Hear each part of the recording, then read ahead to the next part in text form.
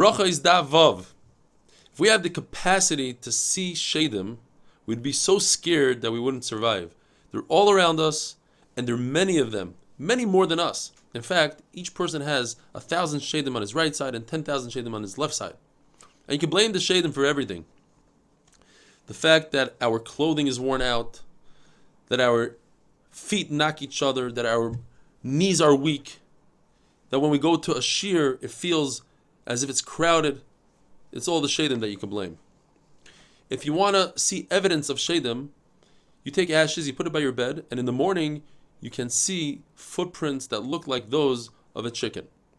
But if you want to see them, that's kind of dangerous, but you can if you take a black cat, a female black cat, who's the eldest, who's the daughter of another black female eldest cat, you take the afterbirth, you burn it, you put the ashes in your eyes, and then you could see Shadim. Rabbi tried this trick, and it actually damaged him, and Chachamim had to daven for him to be healed. Abba Binyamin continues to say halachas, and he says that tefillah is heard only in a shul. Like it says, l'shmaya el arina vel tefillah. In a place that is rina, that is singing, there's where the davening should take place. HaKadosh Baruch Hu is found in a shul, and he comes to where there's a minyan. He actually comes before the minyan gets there, and HaKadosh Baruch Hu is there when they're doing a din Torah, when there's 3 dayanim, and din Torah is considered Torah. HaKadosh Baruch Hu is there when a chavrus is learning Torah, and HaKadosh Baruch Hu is even there when a person is learning by himself. The difference between a person learning by himself and a chavrusa is that a chavrusa, his schusim will be written down in a sefer that's for everybody to see. Yet, for an individual, it will be in his own private sefer. That's how Tosfos explains this. It says in the pasuk, l'choshvei shmai, the famous Gemara, that if a person thinks about doing a mitzvah, if he had a einus and he couldn't do the mitzvah, he'll get schar as if he did the mitzvah. HaKadosh Baruch Hu wears tefillin. HaKadosh Baruch Hu says, if Klal Yisrael gave me this one great shvach, and he said, Shema Yisrael Hashem Elokeinu Hashem Echad, I'm going to say, Umi Kamcha Yisrael Goy Echad Ba'aretz. What does HaKadosh Baruch Hu put in his tefillin? In one of the bottom he has, Kimi Goy Gadol, and the parsha Umi Goy Gadol. In the second bayis he says, Ashrecha Yisrael, and the parsha of Mika Amcha. In the third bayis it says, Oy Anisa Elokim, and in the fourth bayis it says, Uletitcha Elyon. If a person is used to coming to a shul and he doesn't show up, HaKadosh Baruch Hu asks about him. He says, where's this guy? If he finds out that it's because he went for Dvar Mitzvah, the person will have light. But if he finds out that he went for Dvar Rishus, even to make a Parnasa, he won't have light. The Chafetz Chaim brings this Gemara, and the Chafetz Chaim says it's impossible if HaKadosh Baruch Hu tells a person, HaKadosh Baruch Hu Keveya, that this is what a person is going to earn this year on Rosh Hashanah. It's impossible that if a person has kavudik time to go daven and to go learn, and he takes that time, instead of learning, he goes and he earns a parnasa, it's impossible that Baruch Hu will take away from the earning that he's supposed to earn. In other words, he should stay and learn, and nothing will happen. He'll make the same amount of money. Rebbe Yochanan says, if Baruch Hu comes to a shul and the minyan is not there yet, miyad koyas, he gets upset immediately. If a person has a permanent place for his davening, then he's like Avram Avinu, and it says Elokei Avram be'ezroi, Hashem will help him. And when he dies, they say, who's this Anav, who's this Chassid, the child of Avram?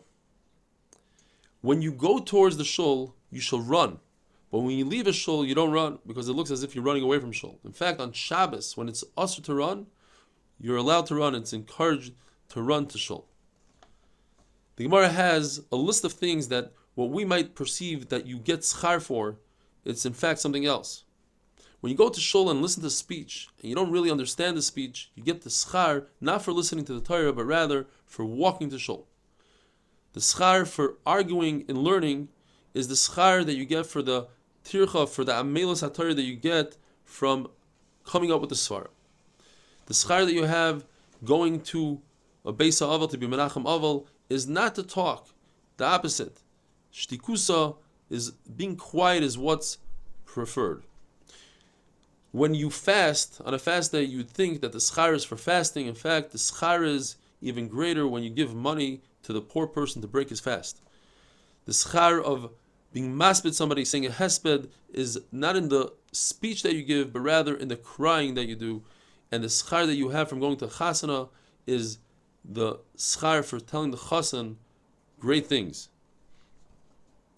If you daven in a shul, outside of the shul, according to Rashi, means opposite of the Aron Kodesh, that wall, and your back is towards the Aron Kodesh, you're considered a Russian. The Gemara says a story that Eliyahu Navi met somebody that was davening outside his shul, and his back was towards the Aron Kodesh. He said, "Shouldn't you turn around?"